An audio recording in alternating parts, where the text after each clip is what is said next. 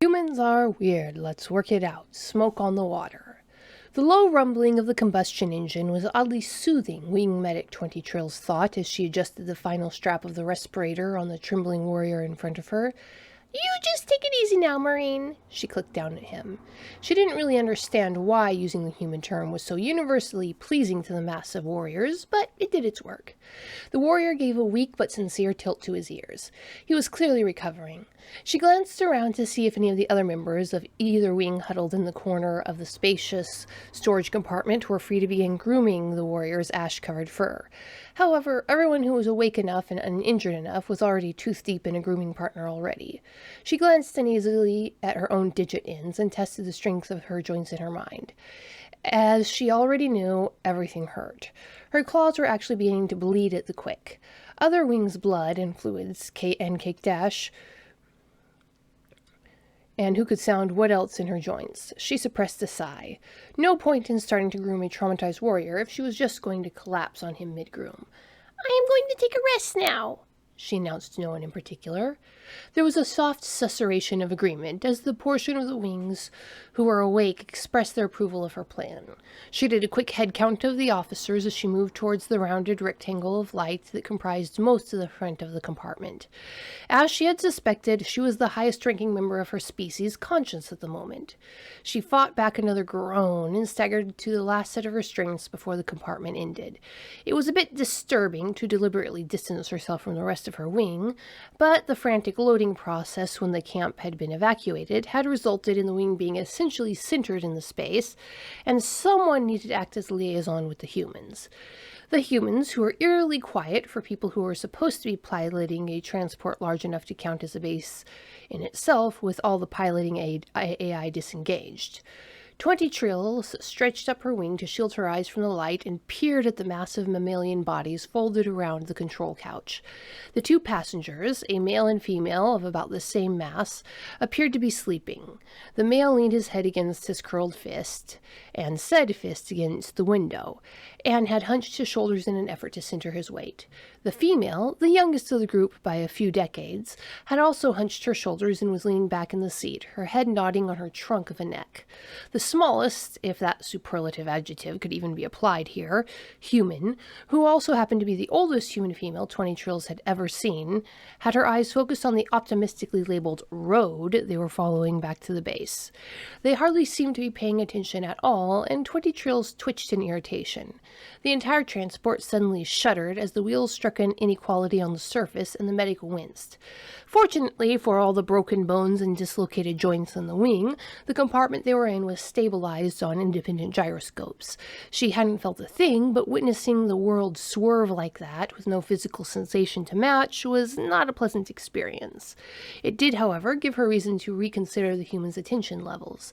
The dozing male angled his head and opened one eyelid a fraction to monitor the reaction of the pilot.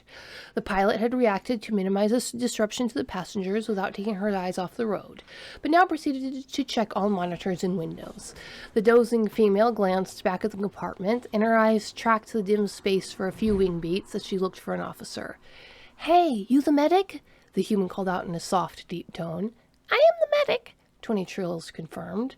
"That bump didn't jostle you?" the human asked. "Not at all," 20 Trills replied. "The gyroscopes on this compartment are quite capable." The human's face split open in a grin that exposed her massive rocks of teeth. "Good," she said. "We're not a medical transport, you know. It was really lucky we had the crystal carrier handy." "Really lucky," 20 Trills replied, unsure of the meaning, but more than willing to let the humans offer adjectives at this point. She was so tired. The male human had turned his head to look out the window now as they rounded a sharp corner in the road, and the local body of water, a loch, the humans called it, came into view. 20 Trills shuddered at the wispy cloud of ash that poured over the side of the surrounding hills and spilled into the valley. There wasn't much material in the air here, so far from their abandoned camp, but that there was any at all was a harsh reminder of what they had barely survived. The humans seemed to be having a different reaction. The male straightened a bit as if to free his lungs and emitted a low musical hum. "Smoke on the water," sang the driver softly. fire in the sky," the youngest female answered her, drawing out the last syllable into a croon. The thought that she should probably be concerned about that last line if it was a description of the observed reality crossed 20 Trill's mind, but she was so tired she could hardly find the energy to position her wings correctly, let alone investigate the atmospheric phenomenon that the humans clearly had under control. The older two humans started, and each turned as much attention on the youngest as their situations allowed, the male twisting his body around and straightening his massive spine, and the female angling her eyes at her junior. The younger female didn't seem to notice their contorted faces and changed positions at first, but after a few moments she turned her attention back to the ash stream and glanced between her companions. "What?" she asked. "How do you know that song?" demanded the older female with a laugh. "Everyone knows that song," the younger protested, wrinkling her nose in an almost winged expression of perplexity. "Do you know the meaning?" the male demanded. The eldest female shushed him. "Or the context?" the male asked in a whisper, glancing back at the compartment.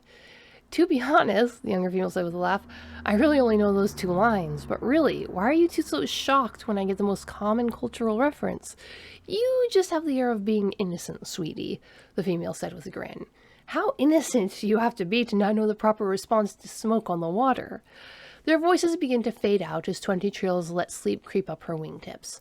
She probably should stand watch, but what really was the point of having allies who considered ground pulverizing itself and spewing itself into the air as a topic for cultural debate rather than a natural disaster if you couldn't let them deal with this updraft once in a while?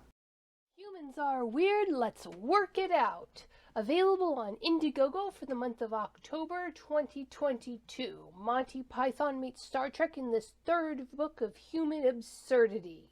This book joins its 2 siblings in a trilogy of human madness. You can find the first 2 books, author-signed first editions, at Indiegogo with book 3, or you can go on Amazon, Barnes & Noble, wherever books are available to get your copies of the first 2 books. Humans Are Weird, Let's Work It Out, Book 3 in the series, available on Indiegogo, October 2022.